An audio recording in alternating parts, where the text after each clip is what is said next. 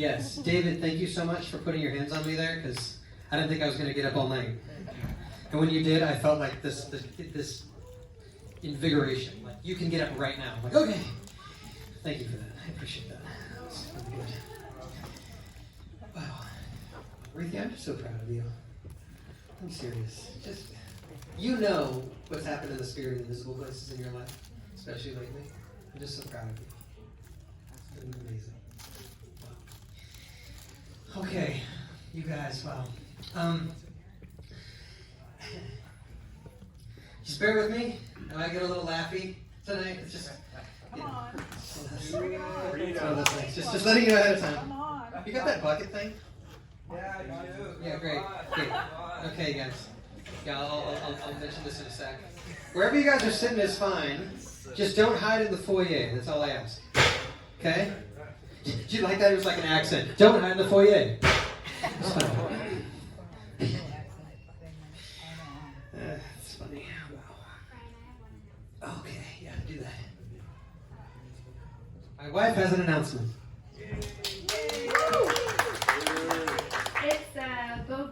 It's Bo Brandon's birthday on Wednesday. And I want to sing to him. He'll watch this, but if anyone has FaceTime, which half you guys do or more, I'll wait 2 minutes and then I want to call him and sing happy birthday. So, Great. Hey, you guys, I know it's going to sound funny. You just got comfortable, but you know what? You're Kairos, so whatever. Just always bust out of comfort, you know, like the minute you think you're comfortable. Can we all come up to the front and look into that camera? Because this is for Bo. Get up quick, get up quick. I'll give you, unless you're nursing, then stay, yeah, okay. And unless you want to do this in your nursing, it's totally fine. That's fine. Actually, you know what? Yeah, do this live for him and record it, just so he'll remember it. Can you guys, like, squish in here so you can see, so keep coming in, keep coming in, keep coming in, keep coming in. Yeah, get up on stage, whatever you want to do. Yeah, Nikki, come on, we're gonna sing Bo happy birthday. Yeah, so look into the camera, and you guys off to the left, come in this way because they can't see it on the camera. Yeah, and Ruthie, can you get him? yeah, I'm getting it. Awesome. So you guys, Ruth's gonna WhatsApp him, and then as soon as he answers. It'd be awkward if I'm right here. No, because he'll see that later. You just stay in it with everybody. Just do like a selfie from that way. This way? Yeah, and so you can either look at Ruthie or there. It doesn't matter. Bo, we love you so much. Yeah. You guys, are you guys grateful that Bo was born? Yeah. So good, so good. Ruthie, is he on yet? No. Not yet? Let's just look that way. Let's just do this. You guys ready? Yeah. So you can point to him, you can wave to him, whatever you want to do. Okay, you ready? 1, 2, 3. Happy birthday to you. Happy birthday to you. Happy birthday, dear Bo. Happy birthday to you. We love you, Bo. Come on.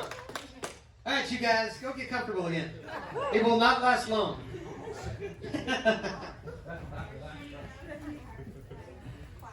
Yeah, there's a new Kairos choir. How many of you were in kids choir in church when you grew up? Anybody? Soon and very soon, we are going to see the King. Anyway, how many of you ever heard of not Michael Jordan, Michael Jr.? Anybody? He's so funny, he's a comedian. He's all, when I was young in church, I was in kids choir. Not because I was good at singing, because I was a kid. And he's talking about how he's like, no one ever explained anything to him when he was in church as a little kid. So he's like, and one day I went into church and there was a dead body in the front. No one explains to young Michael Jr. it's a funeral. Yeah, I just thought that's how they roll. He's like, I was turning to my grandma like, what happened to the man in the box? He's like, he had a better place. What kind of box did he live in before? He's like, later, I asked her again, like later on. He's like, oh, he went to a better place. He went to go see the King. He's like, man, later on in the service, I'm up there. Soon and very soon, we are going to see the King. He's like, what the? I don't want to see the King. If seeing the King means you end up in a box, I don't want no part of it. It's funny. Because it's what happens when you don't have context, right? Everything sounds crazy. All right, you guys. So, wow. There is 3 solid messages tonight. And I'm like, God, seriously, all 3? He's like, you'll figure it out with me. I'm like, okay, fine.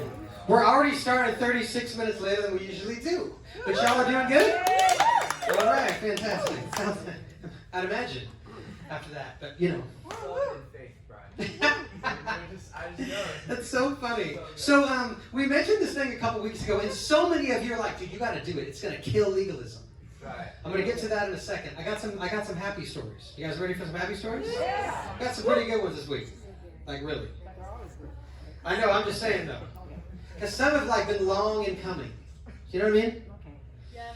Okay. So in order to protect and honor other people involved that aren't even here, in the belief that eventually, in the knowing that eventually they're going to show up. They're going to show up completely restored. Yes. The veil on their heart's going to be removed. The scales from their eyes are going to fall, and they're going to see so clearly that I even want to honor them by not uncovering them here. Is that good? Yes. They do not go here. It doesn't matter. We're recording this thing. So good. I've mentioned this a couple times before. I'm still not going to mention who it is. It's totally fine. Some of you know, some of you don't. Some of you will later on. It's okay. We have someone that's been going through, I hate the D word as much as I hate the C word. Divorce and cancer. Those are like cuss words to me. I do not like using them, and I don't like hearing them. Same with Samuel, right?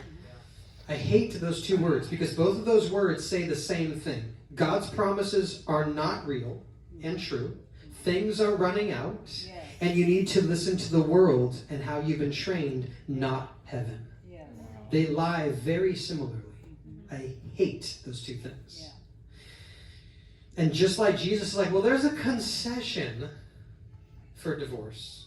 He never says, do it. He's not like, I want you to do this. That's not the will of God. That's not his like, yeah. But he'll say, I allow it. He will never command you to do something out of the will of the Lord or out of the culture of heaven. But he will allow things out of the culture of heaven. There's a difference. Okay. In the same way, there's a concession that you can die of cancer. And it's exactly the same.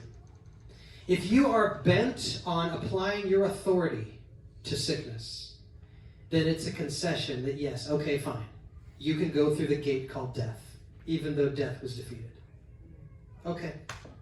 If you decide, you know what, I don't want to fight anymore, I can't fight anymore, all these different things, there's too many things going on, it's all these, like, the world saying, do this, handle this way, and I kind of have to that and have to this, and I don't know, no, just kill that thing, just all the way off. You're in the shadow.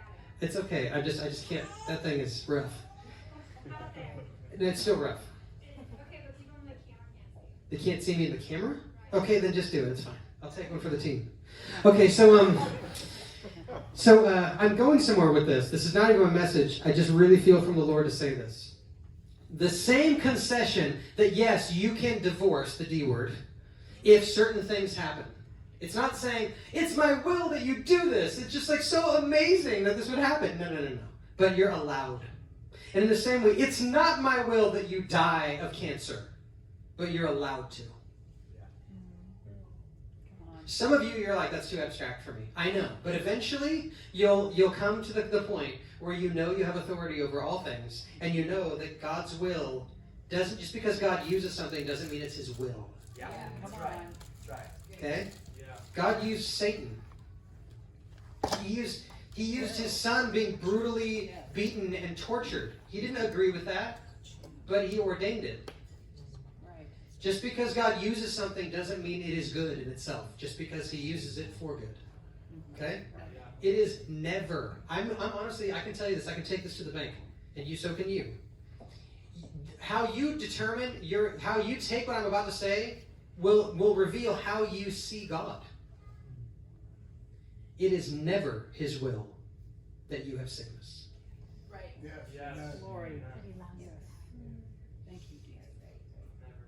Right? Yeah. If you know who he is, he never says, dude, I really want you to have this because of how I'll use it. No. I love this. I got this from Bill Johnson, but it's okay because it's not like I'm up here trying to be this unique, original guy that's writing an essay to get graded, okay? If it's awesome in the kingdom, I'm going to use it. It's just the way it is, okay? So, okay, good. Yeah, that whole, like, weird, like, that guy's not original. What? Like, I love Charles Spurgeon. The only thing new in the gospel is heresy. You don't just want to try to find the new thing all the time, okay? Because you're going to go way off, okay? Yeah, Jesus died for your sins, right? Yeah. May that never be cliche. Yeah. Okay. So imagine that you were told that you had to go, like, you just inherited something from someone in the family. You just inherited it. You go to that house and you're in the attic and you find a painting and you take it out of the thing and the signature on below says Van Gogh. And you're like, oh. Well, the first thing, now I'm paralleling this with how we see sicknesses, okay? I'm paralleling this. You see that and you're like, the first, right out the gate, well, that can't possibly be a real Van Gogh. And you could just sell it at the next garage sale for $50. I actually know someone who had a Stradivarius violin in their attic off of Oak Street in Roseville. I found it. They were moving out, and they had a family that lived before them, and they didn't even know they had a crawl space up there. But I know about crawl spaces, and I'm like, you got a crawl space. Do you have anything up here? They're all, we didn't even know that was there. I opened it up, and there was 3 things. There was this, like, folder with some stuff in it that was completely irrelevant. You'd think it'd be, like, bonds or something. It was, like, nothing. There was, like, a box with, like, a bunch of pictures in it of people that they didn't know, and then there was a violin case. And opened it up. Now, because they didn't take care of it, it was all cracked. It was, like, unplayable. But it doesn't matter. It was an original Stradivarius violin. In that condition, it's $10,000. And I was like, hey, you guys got this violin. And literally, I'm like, I think it might be worth something. And their very first thing out the mouth was like, dude, it's worthless, dude. You can keep it. Now, in a right conscience, I probably could have just, all right. This is amazing. Okay, so instead, what I did, I mean, it was real. Full on. Like, it was authentic. And so I was like, wow. And so going through, and then finally I was like, hold on a sec. This says Stradivarius underneath it. And it's old. And they're like, what does that even mean? And I'm having to, like, slow them down and, like, give them this whole thing. So that actually happened to me. And once they found out about it, it's like, dude, we got, and it was all locked down once they knew. And I was like, you never knew you had that, though.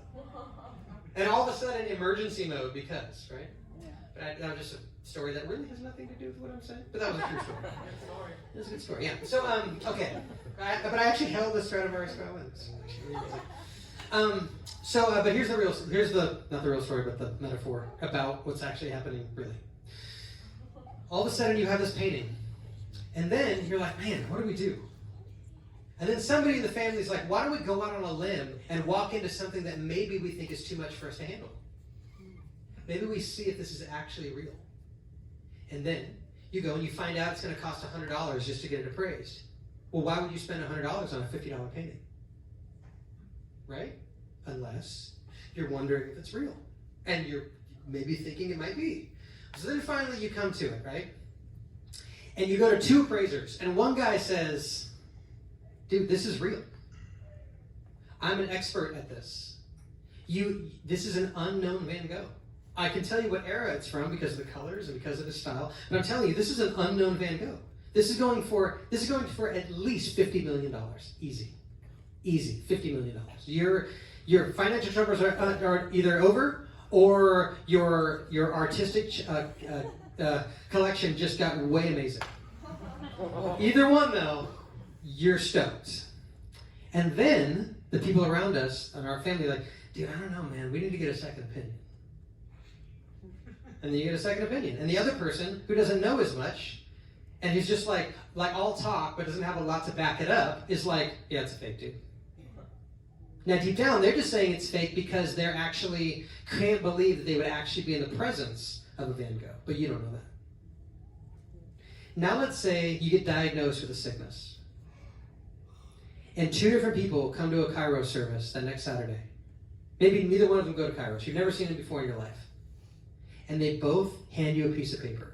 And you open one, and it says, and you haven't told anybody about your sickness. And one prophetic word is, God, in this next season, is going to ordain that you have a sickness, but he's going to touch the doctors with it, and he's going to touch the nurses with it, and eventually you're going to get healed, but you're going to go through a season of tremendous amount of pain and even a dark night of the soul. You're like, okay. And you open the next one, and it's like, you have a sickness, and it is not God's will. And by the time you leave this service, it's gone. Amen. Come on. Yeah.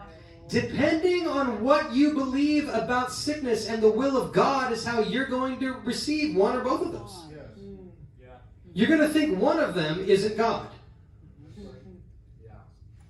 Which one? Right?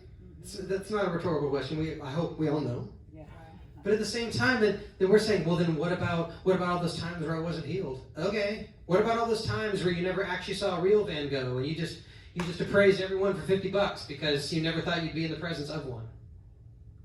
You don't want to go back in time and mine how you can't trust God for now. Come on. Never, ever. It's off limits. Ever, right? You never want to do that. It's never a good idea. It always hurts you and the people around you every time. It fights against your own heart. It fights against your spirit, man. You never, ever want to look back and find reasons to not trust God. Ever. That includes, believe it or not, even holding things against other people. Even people that have hurt you. Because deep down, every time you're offended with someone, you won't let it go, you're actually offended at God. I'm telling you, you can take it to the bank. I preached a really long message on this last year, and I'm telling you, it's true. It's true. Because if you're a completely clear conscience with someone, you know God's taking care of you. You know that none of this is out, nothing strange is happening to you. Can I get a happy at least an amen? Okay, all right. I'm telling you guys, I'm telling you. You think there's a difference, but there isn't. Okay, because you will deal with the people around you like you think God is dealing with you. Every single time. There's nothing you can do about it. You've heard me say this all the time. You've heard me say it. Or how you deal with yourself. Well, let's take it there. Good. You just good. My wife is like, or how you deal with yourself. But that's where I was going. And you will motivate others the way you motivate yourself every single time. You can only fake that for so long. You know the people that are super sweet until you get to know them, and all of a sudden they're all angry at you because you didn't like meet some expectation, but they're talking to you like they're all mad because everyone's supposed to expect this, but yet you hardly know anyone else that does. And they're totally mad at you. And then your relationship's on the altar to be burned because you didn't match or meet up to something. You guys, that's how they motivate themselves. I'm going to withhold love from myself if I don't do this. You guys, if any of you do that to yourself, you're doing it to others. Or you're about to. Or you did. Pick one, because one of those happened. Or will happen.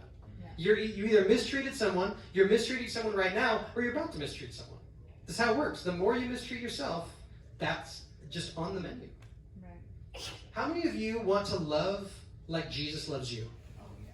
Okay, then you need to stare down your self-hatred as an enemy to that. Because that is exactly what it is. It's exactly what it is. There is not one iota of heroism or courage in hating yourself. Thank you. None. All you're doing is lending your authority and power to the enemy. That is all you're doing. You're just loaning out your own authority. You're like writing, like you can sublet an apartment. You're subletting your power to that. Just so it could get you worse. Can you imagine that? Can you imagine getting mugged? No, we're going to the ATM. You're no, wait. Let's go to the bank. Let me write you a bigger check. Because in my culture, in my family, or where I grew up, or whatever, that's actually brave. But it's not. It's foolish. Okay, so believe it or not, that's not even the message. I just had to go there. I knew that prophetically I had to just okay, so we're good. Yeah. Yeah, wow, it's been 10 minutes. Okay, happy story. Wow. We have somebody that's been going through the D word. Has been going through that. Okay? There is a concession for that. All the concessions Jesus made, whatever. Even if you get the D word without those things with Jesus, he's like, well, you can do this if this happened. Even if you divorce without that thing happening. Like literally, even if you just one day just go crazy. You know what I mean? All of a sudden, your oaths to this person for some reason are minimized. All of a sudden, it's like your word means absolutely nothing because how you feel is more important. That just means you've been idolizing your emotions since you were a little kid and God never got to it with you. Or you never let him. That's really what that means.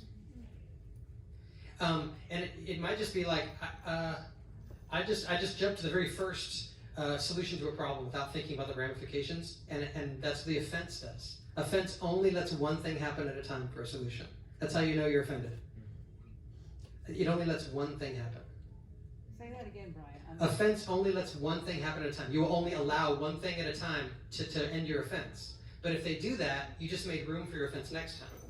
Offense and victimization love to make babies. I'm serious. Offense and victimization, it's just constantly spawning. It wants more and more victimization and offense. And so what I mean by only one thing at a time, it's like, if this person doesn't already know and then bring up this one thing that I'm angry about, and if they don't say these 3 sentences addressing it, if they do it and they'll do this in one way, then I'm never going to forgive them. That's offense. When you're in an argument with your spouse or your friend, and you're like, I just can't believe that you can't just do this one thing. Why don't you tell me? And I'll ask forgiveness and we'll move on. Offense is all of a sudden even more offended. Wait a second, let it go. Yeah. That's how this works. Offense makes the case that the grace of God should not apply to them. That's what offense makes. That's the case. You guys hear me say this a lot, but I'm telling you guys, we're about to go into some crazy hidden places in the heart in the next couple months, and all this is going to go. Come on, Brian. Yes. It's good. It's good. I keep trying to get to this happy story, but it's just funny. It's like it just keeps gushing out. I'm telling you, I got so much tonight.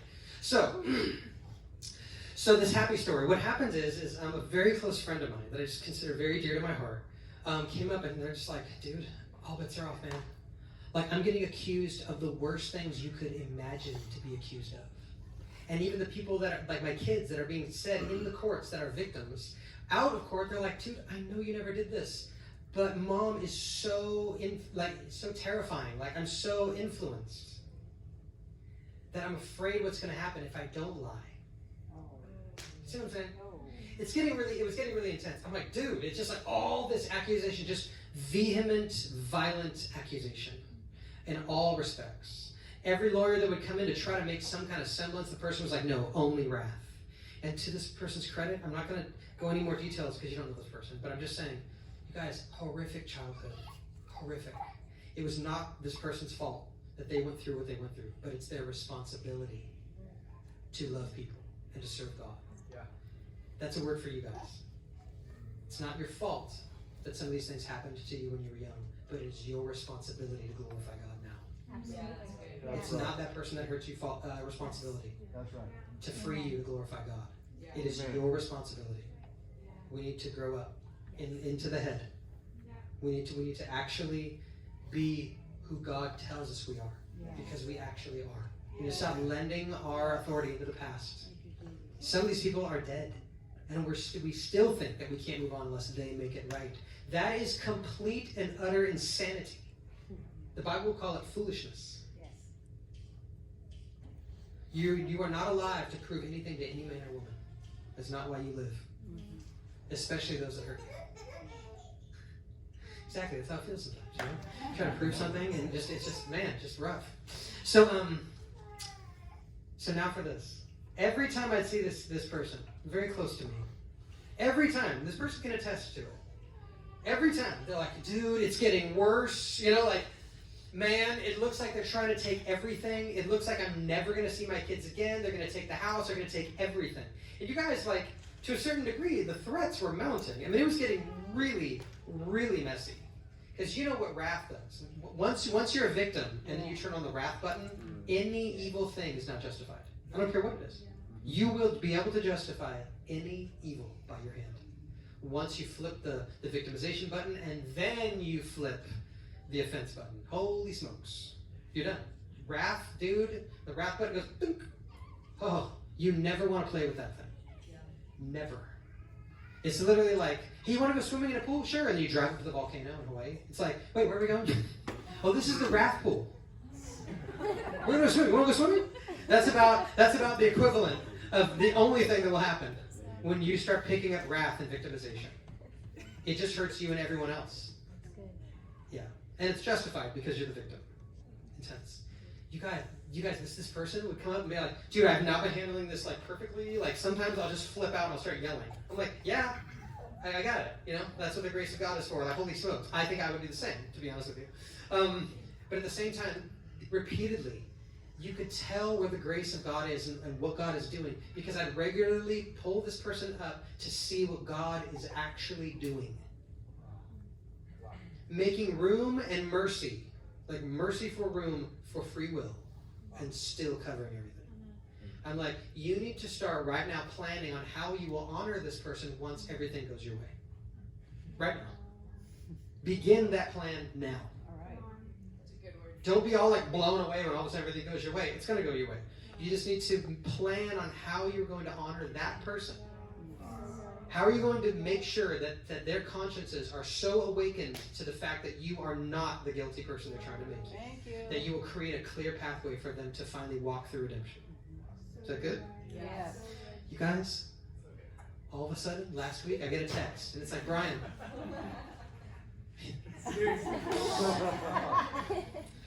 You guys, okay, you guys ready to be offended? Raise your hand. You guys ready to be offended? You guys ready for legalism to die? You guys ready for like anything that you possibly, whenever you're going to assume somebody's motives instead of asking?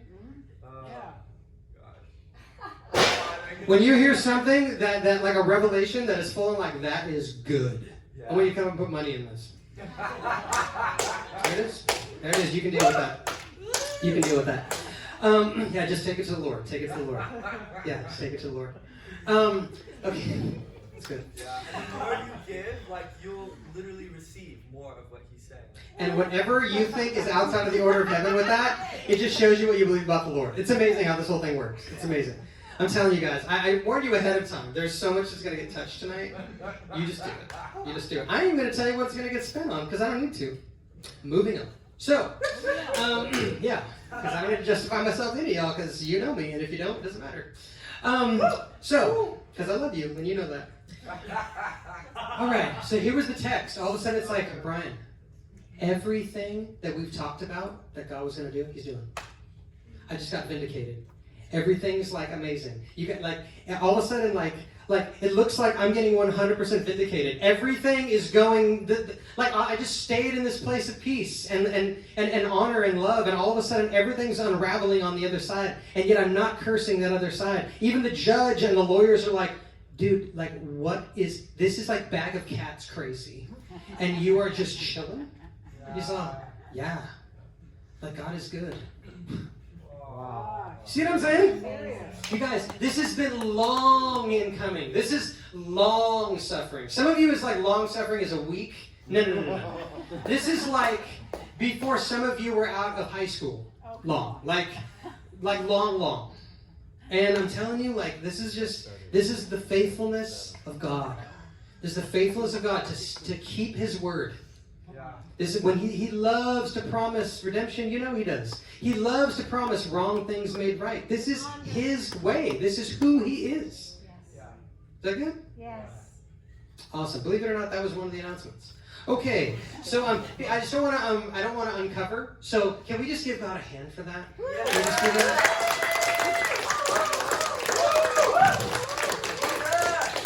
Man. And you guys, think about it. It took faith for me to know that God was telling me that, to tell this person this. Right. You know what I mean? Yes. Yeah. Guys. Yes. Okay. You know what's funny? The last time this happened, I just made the joke. I was like, yeah, dude, if something, you just throw money. And this person, like, showed up and threw money. And by the time it was done, I'm walking on money. Yeah. And it was funny that we were actually talking specifically about what is the Lord's. And I'm just walking. Like, it was just showing, like just the value of what's actually happening. Like, no. It's the Lord's, not ours. You know, it's just really hilarious. Okay, so, you guys, surfing is 2 weeks from tomorrow in Santa Cruz. If you're not planning on surfing in Santa Cruz, it doesn't matter. Come with everybody as we surf in Santa Cruz. You guys, we have the most amazing restaurants we go to regularly. We have a couple boutiques we're going to bring you guys into. It's great. It's great. Well, at least I'm gonna request you go. It's not like we have to like go this like lemming route where everybody's like, yeah, that's definitely not Cairo style. But I'm even thinking about making a little like suggestion thing that you guys can like put in your phone. So if you're wondering what to do or where to go, we just got a whole thing. That's a good idea. Yeah, I think I might actually do that. I'm gonna do that.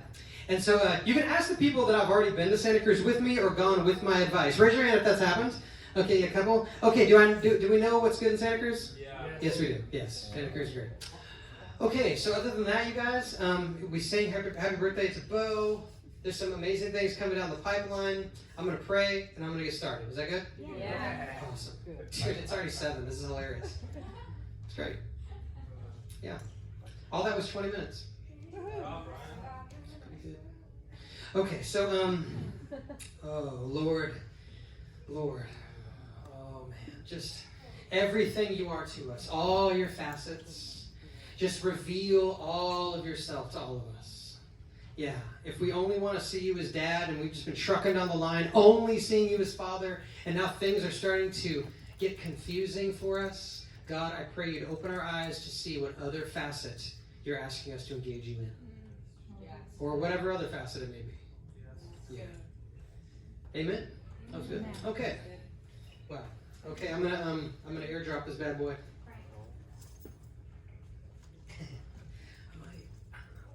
Katie's like, don't pull on your shirt. Well, for each I like pull on my shirt. Yeah. I just do it. It's just one of those things. It's fun. She's like, you stretching out your shirt with Brion? Yeah. It's amazing how that works. I love Katie. Yes, lady, come on. Okay, here we go. I'm gonna airdrop this. If you got an iPhone, well, turn on your airdrop. You ready? Caleb Wagner, Emmanuel, Samuel, Stacy, Laurel, Kaylee, Jessica King so far. Christina, here's yours. Imogen, Dean, Emmanuel again. David Gordonetsky, Lisanne Watson, yes. Courageous, Amy, come on. Yes, Vedant, it's coming to you. We're almost done, you guys. Anybody else? Anybody else waiting for that? I got a happy story. I actually got it. Yeah! Come on! Yeah! Woo! All right. Okay, David Gordonetsky, it says still waiting. Did you get it? There it is. Boom. Okay, anybody else waiting? I'm waiting. Okay, is your airdrop on everyone? You sure? And now you're outside of you're just on your home screen now? Yeah. Okay. Chrisla, there you go. Thank you. Okay, guys. We're going to get started. Don't read ahead. You guys are like, this looks really good. That's what tests are for. Thanks, man. I appreciate that. Testing. Proof that we are loved. Testing. Proof that we are loved. You guys ready for this? Yeah. Every time I say that, I think of that 90s song. Y'all ready for this? It's just funny. You guys, when the anointing shows up, I start like tapping into like the periphery, even internally. And I start getting movie quotes. I start getting song lyrics. You know, sometimes I'll be preaching and then I'll have my own little party, my own little joke. I don't say it. A lot of the times that's what's happening. I can't bring you into 16 movies in one thing. It's not going to make sense. Because I'm going to explain each one. That's like 15 minutes right there. All right. Okay, guys. So let's key in here. Testing. When God tests us. Don't read ahead. Don't read ahead. I know some of you are. Don't read ahead. Because you guys, we're going to go step by step here. It's going to be really important that we're all doing this. What's the word? Together. Say it again. Together. Okay, one more time so the three in the back can say it again. We're all together. Okay, fantastic. That's the word of the Lord for 2020. Together. It's a good word. It is a good word. I'm telling you guys, you hear something good? Clap. Put money in this thing. Stand up. Whatever you need to do. Yeah. Snap. Whatever. You do whatever you want. Yeah. Yeah, you want to cash out? You want to do that too? Do it. Whatever. You know, as long as it's, hey, you want to kick legalism in the face? You just do that. All right, you guys. Okay. Yeah, no, right? Yeah, but I'm just saying, you know, in linking with it, you know. Okay, you guys. Testing. Proof that we are loved. I'm going to go through a couple things that Jesus does not intend for testing and what he does intend. Is that good? Number one. And you guys, when I say this, when I'm preaching tonight, I want to encourage each of us in the room, including myself even, to apply this to us, to the hearer. Let the hearer hear. Not just, well, I know somebody who could hear this. Don't even worry about that. Literally just trust that if you're thinking of somebody who needs to hear this, that he'll tell you at the end, okay? Let this be about your heart. Don't let anything deflect from what's happening in the heart. We want all of what he's feeding, right? You don't want to feed the broccoli to the dog under the table. You see what I'm saying? All right. God does not test us so we will complain. That is not the reason for testing, even though some of us might act like it is. He tests us to reveal things. Woo. Thank you. Yes. Come on. Maybe even revealing why we complain when he tests us. Yeah. God does not test us for us to give up. He tests us to reveal things. Yes. Like maybe we think the only option is to give up. Yeah. So good. So good. Come on. God does not God does not test us for us to doubt his goodness. He tests us to reveal things. God doesn't test us so we'll isolate ourselves from his body. He tests us to reveal things. That's so good. You guys tracking with me? God doesn't test us so we'll victimize ourselves. He tests us to reveal things. Woo! God doesn't test us so we'll manipulate people and circumstances. He tests us to reveal things.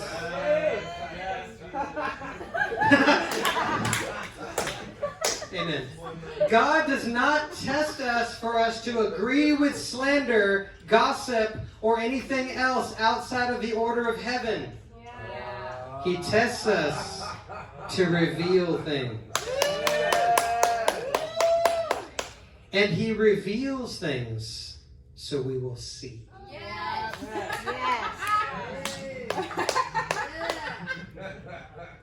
Why? What does God do when we're seeing something? Remember this? He's preparing us. He's strengthening us and preparing us. All through the Word. When he shows someone something, it's always it's always preparing them. Always. And whenever we hear something, do you remember this? Yes. We're asking to decide something. Every time. Look in the Word. And then they heard this. He's asking them to decide something. Yes. When God tells you who you are, Yes. decide. Yes. Right? Yes. Whenever you hear something, you're having to decide. And whenever you see something, you're being prepared. He reveals things to us so we will see. You got it? Yes. He tests us so we will see. When God tests us, he reveals what is in us Yeah. Yes. for our sake. You guys, you didn't get angry because someone made you angry. You got angry because there's anger in you. Right. Yeah. That's why you got angry. They didn't make you angry. You're not just like, I'm just Jesus. And then somebody said something and I decided to assume what they meant and then assume all these other things. They didn't say it the way I was raised that somebody should say it, and now I'm angry. That just doesn't happen like that. You are walking around like, have you ever tried to walk with a large container of water with no lid on it? Dude, good luck. Once that thing starts doing this, it just starts doing this, and then it's out. Anybody know? Have anybody experienced that? You guys, as is anger. If you hold it like it's valuable. I'm telling you, there's a lot here. Okay, today is yeah. I'm telling you guys, this is good stuff. Okay. If you hold your anger like it's a treasure, Then the second you're bumped, guess what? I'm trying to make it okay, and then everyone around you is just getting splashed. That's how it works. That is so good. Yes. That is very good. Okay, now, when God tests us, He reveals what is in us. You guys, if the more you hold on to your anger, dude, can I tell you something? This is going to be a shocker to you. Did you know that getting out your anger doesn't help? Yeah. It doesn't. It doesn't. It doesn't. Oh, I go to a punching bag and hit the bag. You know what you're doing when you're angry and you're hitting a bag when you're angry? You're actually you're making yourself accustomed to holding anger. That's what's happening. That's what's happening. There's no such thing as getting out your anger. What that means is I'm angry and I want to put this on people, so instead I'm going to put it on this. It's putting wrath into a container away from people. That's getting out your anger. That's really good. You don't want to practice wrath. You don't want to do that. Wow. You can even think it's a good idea to practice wrath. Okay, it's like the weirdest thing. But that is exactly what getting out your anger does. You're just practicing wrath. You're learning how to contain and value and hold your anger in like a vault. Wow. Can I define wrath? Yes. When you're angry and when you're offended, you want the other person to feel as you feel. It's counterfeit connection. It's counterfeit communion. Yeah. That's good. Wrath is counterfeit connection. And that leads me to this other thing here, because don't worry, I know exactly where I am in here. We're going to start putting a quote on our Instagram once a week from the messages. Can somebody text me, wrath is counterfeit connection? Yeah. You desperately want someone to feel how you feel. Can you text me that? Great. You guys, all of you, if you hear something good, write it down, text it to me. Please. I'm serious, because once a week we want to put these things, okay? And even if you're in a conversation throughout the week and somebody says something, oh, dude, that's so good, text me and say who said it. Even if you text me, say who I said it, because to be honest with you, most of this is off the cuff and it's fresh fire. Okay, so, all right. All right. So you guys, when you get angry, what? Yeah, it is. Yeah, it's an eye for an eye. When you get angry, you're already angry. Don't blame it on that person. You just don't want to deal with it, and they made you deal with it. Can you imagine a world where everyone thinks it's impossible to do what God actually asked us to do? It's called the world we live in. And, yeah. So good. And each of us, we're actually now born of another world. You are no longer human. Did you know that? You're no longer human. You're not a human. You're a new creation. You have the DNA of Jesus in you. This is what's happening here. Yes. You transcend sickness. You transcend death. Because transcend, you're above it. It's like ascend, but trans, meaning moving into another place entirely. Not just ascend, which is you're just right above it, or descend right below it. You transcend. You literally go into another place, another realm. It's called heaven. Right? Okay, it's called in the spirit. Okay, so it's okay. I think it's so funny. Lately I love using offensive terms. People are like, do you do transcendental meditation? I was like, you could call it that, but it's not what you think it is. I just think it's funny. Which is funny. What happens is when we're just walking down the road of life, right? And Jesus is not just with us, but in us, and we're in Him. And we're seated with Christ, with Him, in another place called heaven. And we're seated with Him there. And everything is perfect. You heard this during communion. That was awesome. Whatever that was. And then, and so then at the moment's notice, that will just come crashing in. It just comes crashing in whenever needed. And so whenever we say this, you've heard me say this before, but I want you to take this to the bank. Just like I no longer partner with you, that miraculous thing, when all of a sudden you realize you're believing something against Jesus, and you say, I no longer partner with you. Yes. Instant breakthrough. You'll see it. I no longer partner with you. Now you know what you're fighting and how you're going to fight it. And other things like, oh no, they're not lending me authority anymore. What do I do? And now that you can't do anything but continue to tell you the same lie over and over, but if you no longer partner with it and you just tell it every time it comes up, guess what? It goes away. Resist the devil and he will flee from you. Okay. Come on. Tell it somebody. Come That on. has changed my life. That has. Yes. It has. And just for good measure, just one flash. Okay. So, yes, now. Yeah, it's good. It's good. All right. Now, what happens is in a moment's notice, we come in and something of the world, something else shows up that we would call it offensive or anger-worthy. And then what happens is we make a statement. I can't, ... put a period at the end of it. I want you to put that into a comma and say, without God. Whatever that sentence is, make a comma instead of a period and say, without God. I cannot deal with this person anymore. Without God. That's good. That's good. I cannot handle this anymore, comma, without God. Now you know what you need. It informs how to approach it. It's so simple if you just say that. You know, sometimes, no offense, it wants to stay alive and it wants to breed. So it doesn't want you to say that last part. You will not want to. Your mind is set on the flesh at that moment. And the mind set on the flesh cannot and will not submit to the law of God. That means your spirit man has to show up and hush your soul like a weaned child. Just like in Psalms. When David says, I hushed my soul like a weaned child. He said, no, as for you and I, we're going to serve the Lord. Literally. It sounds manic. I guess it kind of is. I don't care.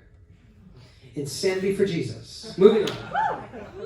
All insanity means is it doesn't line up with how the world sees stuff anyway. Right. Moving on.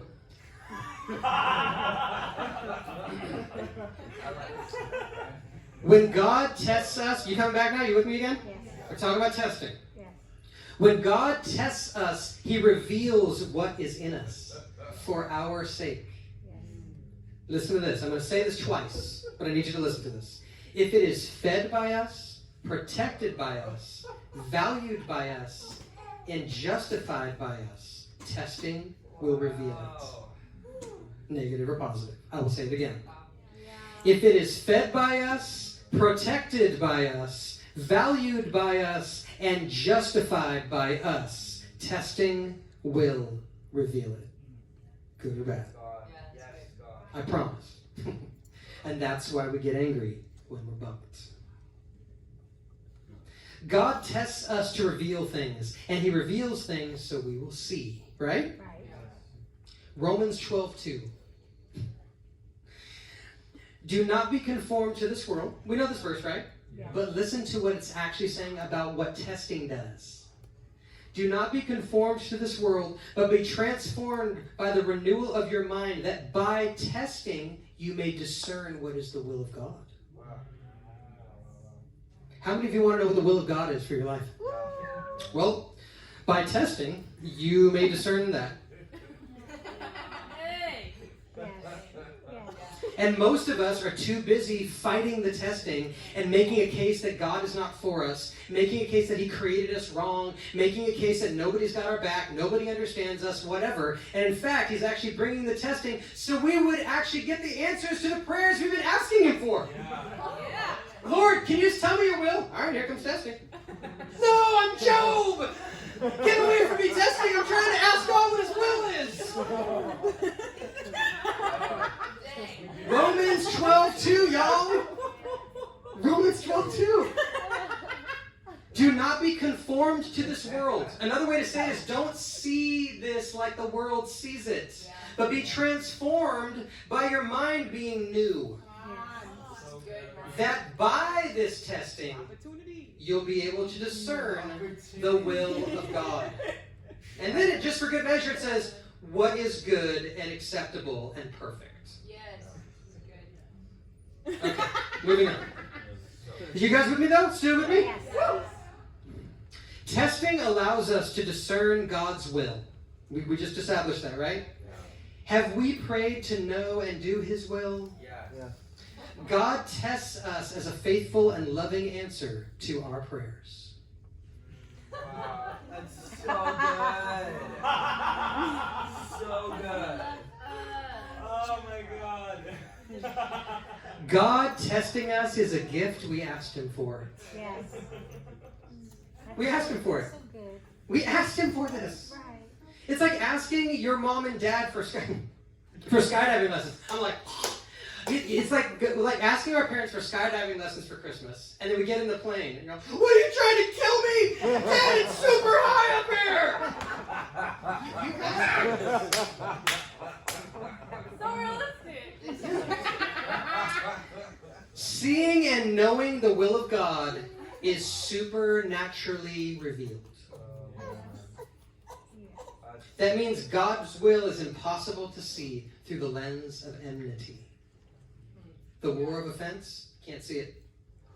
If you're living in the war of offense, when you're offended with God, you're trying to protect yourself from everything around you at all costs. I call it the Chihuahua syndrome. It's like, dude, can you just be cute and just stay on people's laps and just chill out? No. Every window, every door. And like everything around you, you have to protect the dog from protecting you. Like, just, oh God, like, don't attack the pit bull. Like, holy crap, what are you doing? And you wish the pit bull would, or you wish the Chihuahua would just hang out. Just like walk around with you. So, I know you got my back. Yes, I do. Thank you. Thank you. And we do that with God. We're doing that with God, you guys. God is like, do you trust me? Yes. Cool. Then I'm going to test you to show you the places you don't, so you can trust me more. That's how this works, right? And yet we're all like Chihuahua. We're running around the house. He's all, dude, I don't want to drug your food. What we call God is pouring out grace on me. But you guys, this is what we call it. Dude, all of a sudden God just made me not care about this entire situation. Yeah, probably because it was too much. You know what I mean? He had to drug your food. One thing at a time, bro. Like when I got back from Africa, I was straight compartmentalized. So was my wife. Many of you met us in that season. They're like, this Brion dude changes every 3 months. No. It's just another part of me is waking back up. That's what was actually happening. Because God's like, all right, dude, this is going to destroy you. You literally pulled out one of your best friends out of the pool. He was under the water for 25 minutes. Horrific stuff. Africa was a nightmare. In some ways. Some ways it was amazing. But for us personally, emotionally, we came back, holy crap. And so God was like, okay, look, I'm going to shut this part of you down, this part of you down, this part of you down. Don't worry about it. I'm going to bring you into a really incredible Holy Spirit-filled body of believers. Oh, that makes so much sense. Yes. Wow. And then all of a sudden, it's like, hey, look, one at a time, I'm going to have you draw close to certain people, and they're going to actually bring you back up from ground zero into the healthy version of what you thought you had before. That's what he did with me. He drugged my food. I was the Chihuahua, and he drugged my food. He's like, all right, dude, look, one thing at a time. I'm going to take you and put you on the couch. Now you're on this person's lap. Okay. That was me. Like, for about a year and a half. And every once in a while, I get bumped and have no idea how to do it. You guys, I would just cry randomly. I'm stacking chairs before a service, and I just start crying because it's too hard. The only people I knew how to deal with were people with PTSD. I'm serious. Really. Because I had PTSD. It changed everything. It changed every way that I minister to people and everything. All of a sudden it was like, people come to me like, I'm freaking out. And I'm like, I'm just here. Stop. True. Now people are like, I'm hurting myself and others, and I believe all these lies, and I don't want anything to touch it. I'm like, hold on a minute. I'm like, you keep interrupting me, Brion. I know, because you keep spouting out lies that you believe. I can't keep up. Like, do you want me to dictate? Because I can't remember 20, okay? Like, I can remember 2, but not 20, so I have to, like, intervene, Okay, yeah, it's good. Sometimes you just gotta just get somebody in a headlock and just start telling the truth, Sounds like literally. Yeah, okay. You guys with me? Yes. Okay, good. Fantastic. Yeah, some of you are like squealing now. This is what I'm all about, okay? It helps. Okay. You're revealing things. I am. As we are tested, things are revealed, and we see. And through seeing, we understand and are strengthened and prepared. So what is the will of God? The Bible is a great place to start. I'm just going to give you a few examples. I'm going to give you a few examples of what the will of God is. You ready? Okay.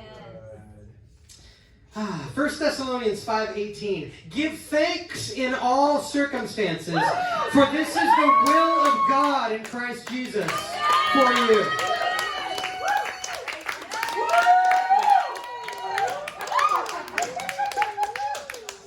You ready for another one?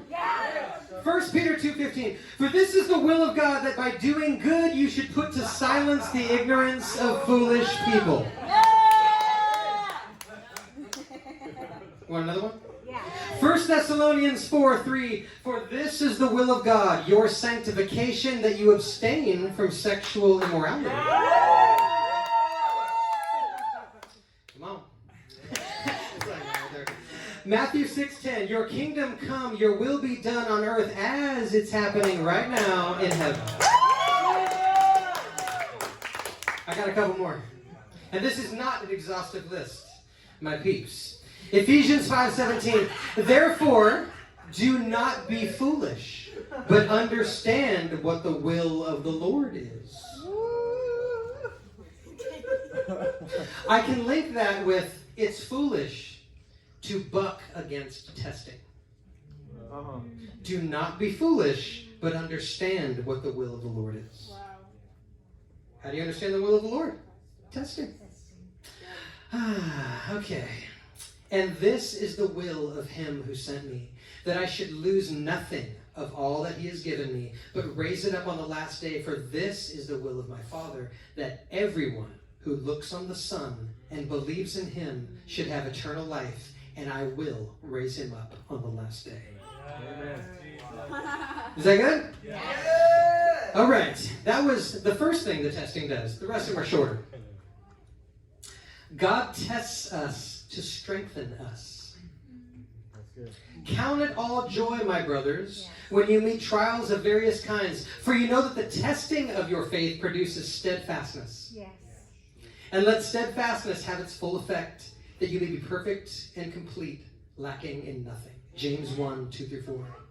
Not only will things be revealed, not only will we see, not only will we know the will of the Lord, but we will actually be strengthened. Yes. There's strength to do that.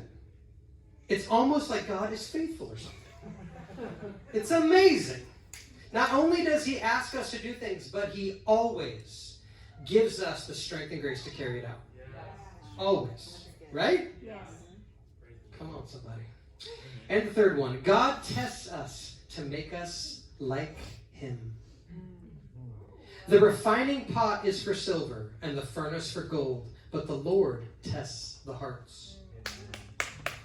Good? Yeah. Okay, now, I want to say this. This is really important. You know that back in the day, God created silver, gold, and even heat itself, right? Yeah. The following metaphor was planned before creation itself. Silver in the refining pot is purified until it reflects the refiner. Did you know that? Gold in the furnace is purified until it reflects the refiner. A heart in the Lord is purified until it reflects the refiner. So good.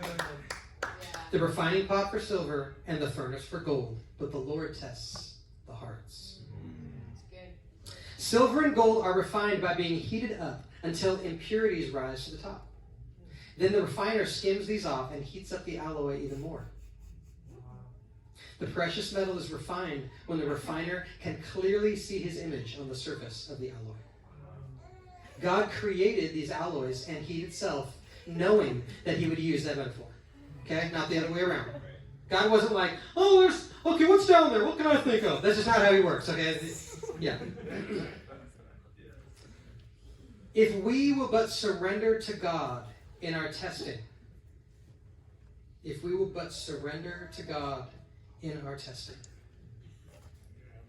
I want to say that for each one of us, we're being asked in this season, this was a word of God about a year ago, that he was going to actually move how you saw him into a different facet.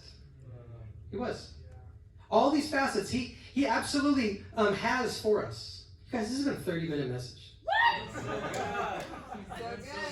So good. Burkett, Brian. Yeah. Don't drop it. So, this is more of a word of the Lord. I'm not going to go through the whole entire thing, but I will say this. I will go a little bit in. I have a message called Christ, our fiery bridegroom, our unquenchable flame. That was one of the 3 messages for tonight. I'm not going to go into it, the whole thing, but I will say this. God has revealed himself in many facets. All of these are him. None of these facets are canceled by another. He is all of them and more. King, by the way, there's 7, of course. Not like 11 or like 19. Of course it's 7, right? In the word, king, friend, father, priest, judge, brother, and bridegroom. That's how he has described himself. And there's scriptures for every one of these. And eventually I'm going to preach this whole message. Yes. But in this season, I'm telling you, he broke it open right today during worship. He broke that open. You know that extra, that other place right at the end of worship, that thing? That's bridal intimacy. That's God showing up as bridegroom. That's what that is. And if we're in it, we're like, God, you're just holding me, Dad. You're just holding me.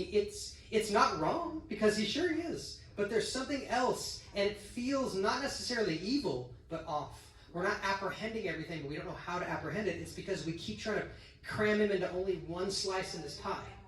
No, you're only Dad. You're only Dad. You're only Dad. You're only Dad. You met me as Dad. Okay, can I meet you as something else? Because I'm everything. And we're trying to actually now cram him into only one. You're only my friend. You're only my friend.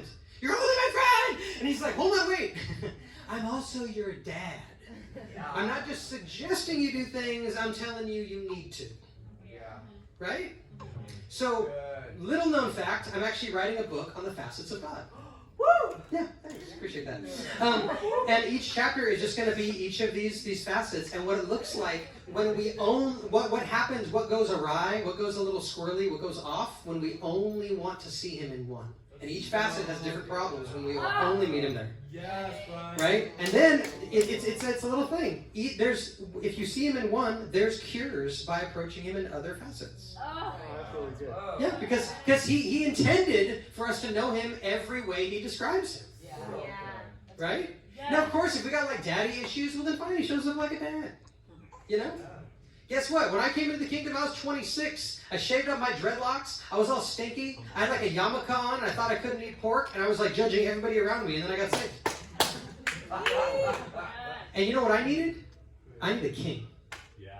I needed a king telling me what to do, when he tells me to do it, and that's it. All about obedience. But you know what? Eventually, if you just camp out at the one place you already know God and you resist knowing him at other places, it turns into self-righteousness every single time. No matter what. Because you're trying to control who God is for you. Dang. So some of you, God has been your friend for heck long. Jesus has been your brother. He's been a king. You obedience peeps, listen. I know that obedience is better than sacrifice, but obedience isn't better than receiving and giving love. Amen. I need to say that, okay? And some of you, your obedience thing has now gotten to such a degree that you are ruled by your own vision of self-righteousness, not God anymore.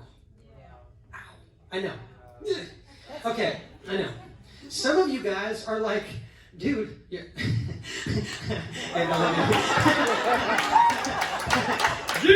Okay. I'm telling you guys, there's freedom that happens. It's like really funny. You sense it, right? Each time? It's funny, right? But in practice, on paper, this just looks like a legalistic exercise. It looks like, hey, Brian's hard up for cash. That's just not what's happening. You can sense it, right? Okay. Yeah, you guys, like sometimes... Absolutely. You need to say that again and make it a double. Sometimes you obedience folks, you just hold the line to such a degree it just becomes an exercise in self-righteousness. And you actually start telling God who he can and can't be for you. But guess what? You're calling everybody else out. They need to obey God. Yeah. What if God's telling you, you need to move on to other facets of me? No. But now you're doing what Jesus and the Pharisees did. Right. You're telling all these people this, but don't you do da da da da da da? It's not just the plank, like the plank and the splinter. It's like you're stewarding other people's lives and stiff-arming God over here and then putting yokes that are impossible to bear on other people. You guys, you know, some of you might have that like one zealot evangelist guy or girl in your family, and they're just all about obedience. And it's just like, you're the servant or you're not. And when I first got saved, that's where I was, because it was all about obedience. And then God wrecked me.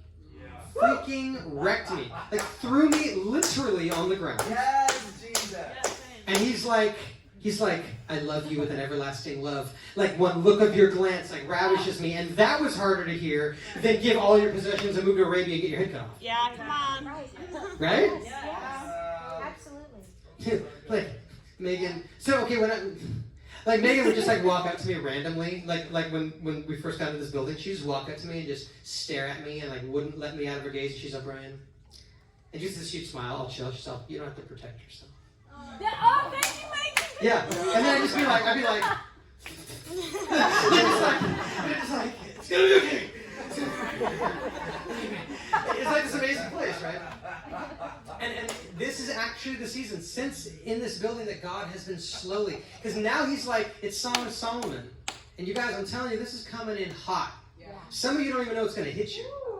He's coming in hot, like a drone strike, like right into the heart, like just love, just impaled, just like, oh, I'm smitten, that thing.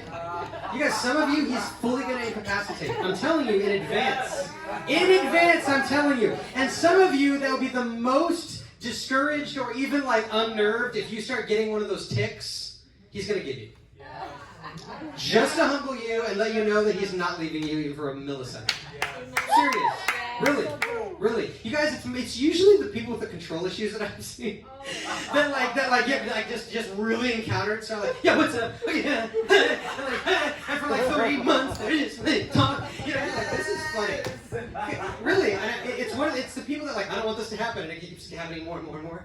And then it's the other people that outside of the church, they're like, this has to be blasphemy because that would never happen to me. You're like, dang, sorry, It's just like when people say like, well, how do you know that was the voice of the Lord? You know what I tell them usually if I have grace? Dang, that sucks, you haven't heard the voice of the Lord in a while. Yeah. I honestly say that because when you're hearing and you're operating and somebody says, dude, God told me this, you're like, yes. Right. And when you haven't heard him in a while, this jealousy starts showing up. Yeah. Well, how do you know that was the Lord? Yeah, totally. Don't make this about me. He came peering through the lattice, and you said, not right now. And then he went off into the wilderness, and then you went out searching for your beloved. This is Song of Solomon. And you went out searching for your beloved, asking the watchman on the wall, where's my beloved? And they mistreated you. And then you went to the virgins, all your friends, your peers in the kingdom that you used to be equally yoked with, but now God is calling you higher. And all of a sudden, all of them are like, well, where is your beloved? Why are you even looking for him? And then you go out into all the people and you're like, where is my beloved? I just want my beloved and nothing else will satisfy. Set a seal upon my heart. God, where are you? And then here he comes, leaping like a gazelle over the mountains. Right? This is what happens. But in the meantime, what we need to do is we need to understand where we are. Where are we in the romantic exchange? Some of us haven't even asked that question yet. This is the season. Where am I in my romantic exchange with you, God? Are you peering into the lattice right now? Saying, Ronald, come away with me. You know that song, Nora Jones, way back in the day, 2001, I think, come away with me. Right? That whole thing?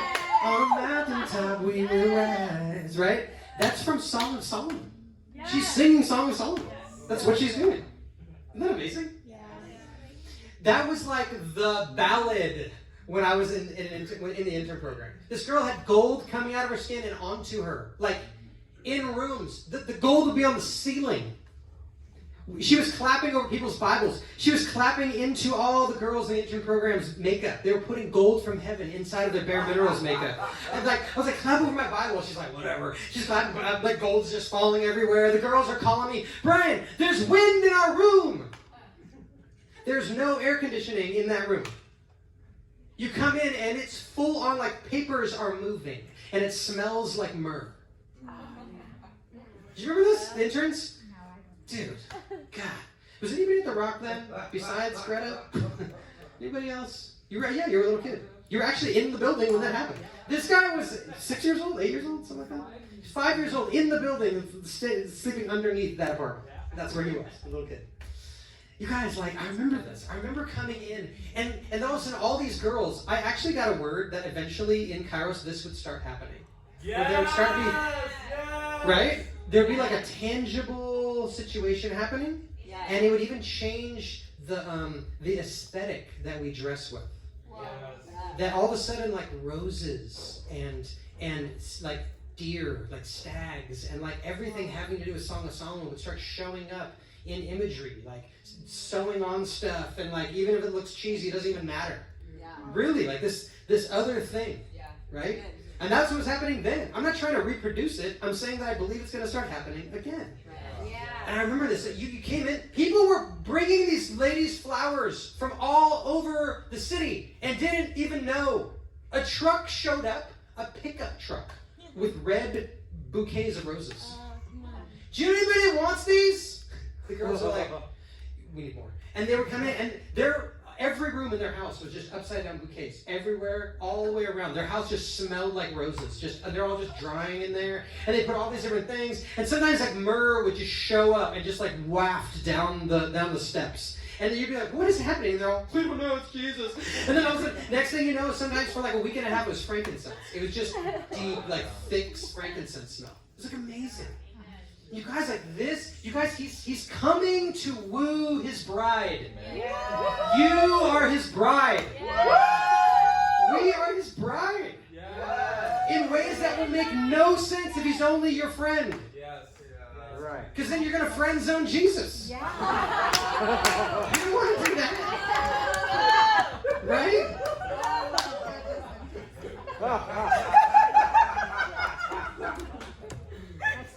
Yeah, and you don't just want him to be your king, because guess what? You're just a servant when all you have is a king. You guys, like, there's going to be words over your life. Hephzibah. That's going to be a word. Beulah. You're going to start hearing it. You guys, I'm telling you, you're going to go to other places, other church, and people are going to start telling you, like, I just hear the word Hephzibah. What does that mean? Hephzibah, it means beautiful, bride. It's like this Hephzibah and Beulah. It's this beautiful thing that happens when Jesus himself says, I call you Hephzibah. It's like, it's bridal language. You're going to start hearing it over your life. Even some of you dudes.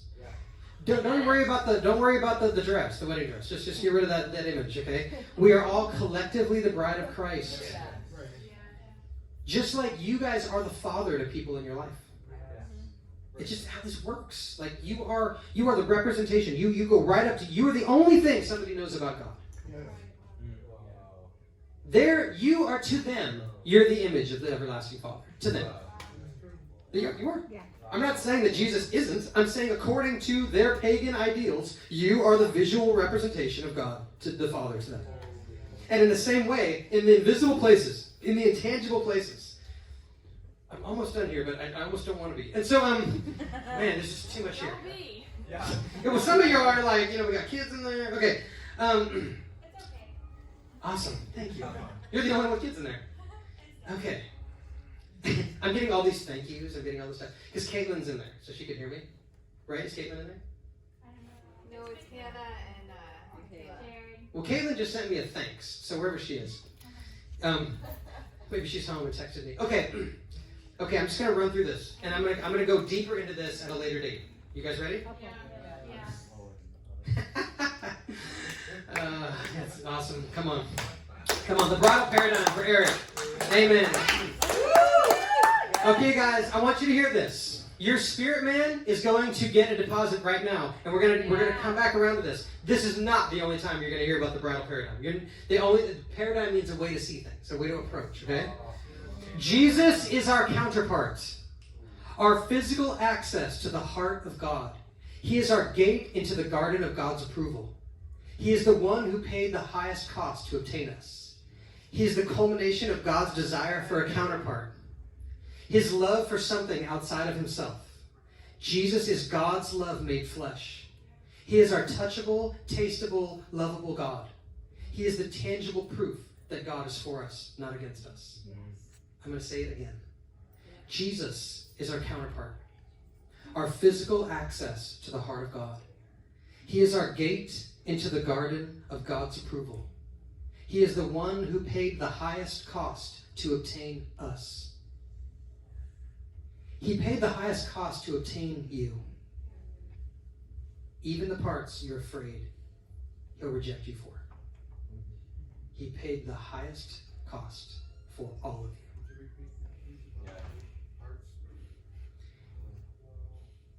Jesus is our counterpart, our physical access to the heart of God. He is our gate into the garden of God's approval. He is the one who paid the highest cost to obtain all of us. Even the parts of our hearts we're afraid he will deny us if revealed. He's already there. Missy Edwards had this song, I knew what I was getting into. Yes. Yeah, it's from God, and it's like, I knew what I was getting into. I knew it. When I died for you, when I bought you, I knew what I was getting into. You're the one that's freaked out. You can't curl God's toe hair. Nothing can freak him out. You're just there. He's like, I already live in the places you're afraid to show me. Just come in here with me. Wow. He is the culmination of God's desire for a counterpart. His love for something outside of himself. Jesus is God's love made flesh.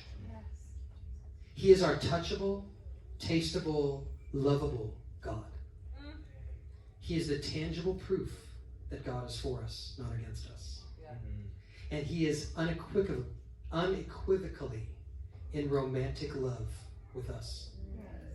Us as his church collectively and us individually. His pursuit of us is a jealous, all-consuming devotion. I'll end with this. Who is this coming up from the wilderness, leaning upon her beloved? I awakened you under the apple tree. There your mother brought you forth.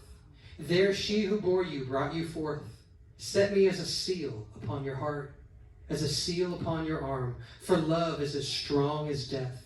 Jealousy is cruel as the grave. Its flames are flames of fire, a most vehement flame. Many waters cannot quench love, nor can the floods drown it. If a man would give for love all the wealth of his house, it would be utterly despised. And the Passion Translation says this: who is this one? Look at her now. She arises out of her desert, clinging to her beloved. This is a word for some of you for this season.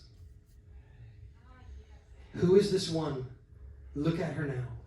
She arises out of her desert, clinging to her beloved. When I awakened you under the apple tree, as you were feasting upon me, I awakened your innermost being with the travail of birth, as you longed for more of me. Fasten me upon your heart as a seal of fire forevermore. This living, consuming flame will seal you as my prisoner of love. My passion is stronger than the chains of death and the grave, all-consuming as the very flashes of fire from the burning heart of God.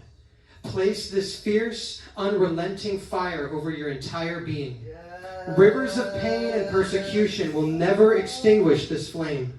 Endless floods will be unable to quench this raging fire that burns within you. Everything will be consumed. It will stop at nothing as you yield everything to this furious fire until it won't even seem to you like a sacrifice anymore.